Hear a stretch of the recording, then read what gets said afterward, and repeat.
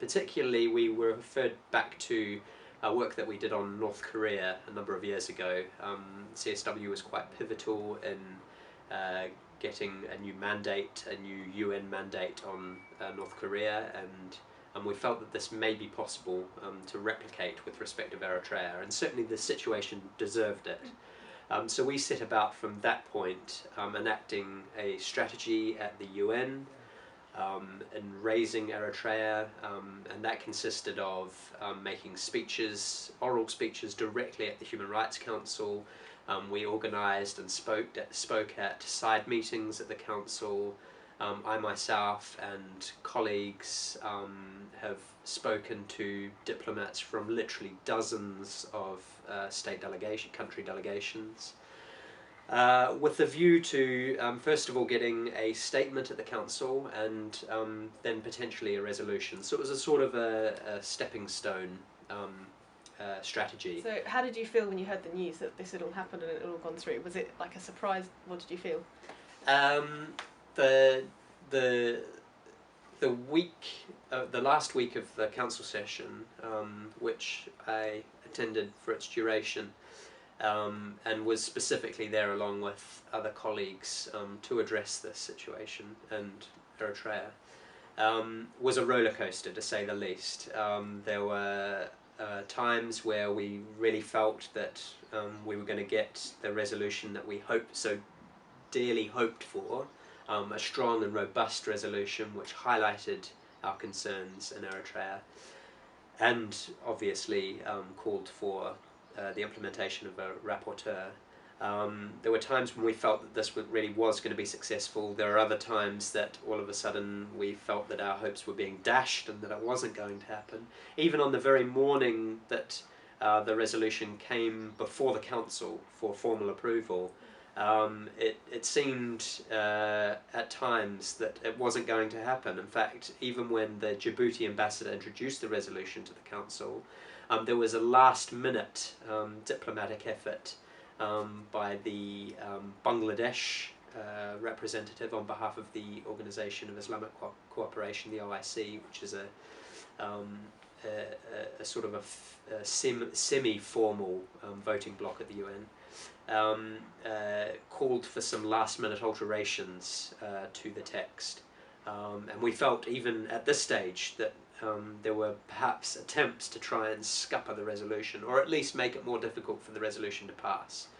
And from my perspective, my heart was in my mouth when Cuba and Russia and China all took to the floor to present their official positions.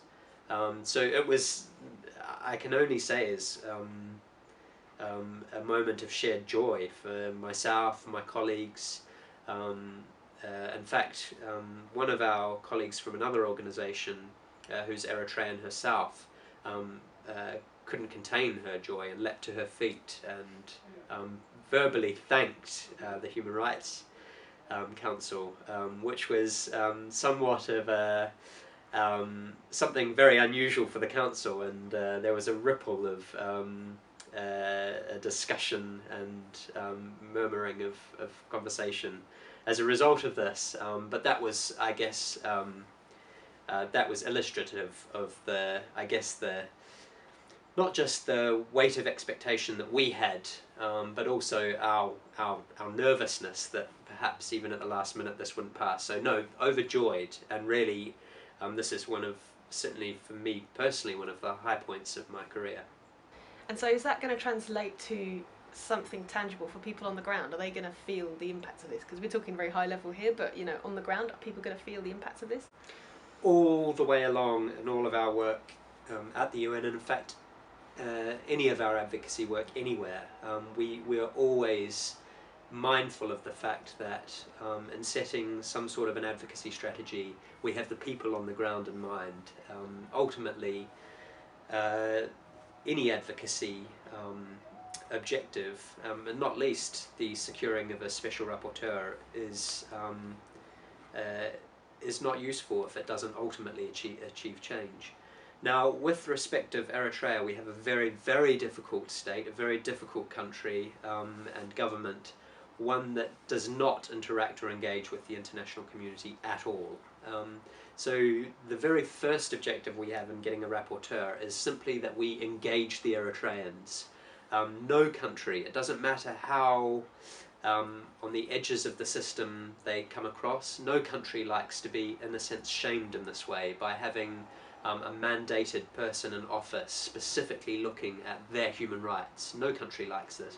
We saw this in the fact that Eritrea specifically sent a small delegation of diplomats to Geneva in this last session. Eritrea doesn't usually do that. They don't generally tend to attend council sessions, and so already this is a sign that they're aware of what's happening.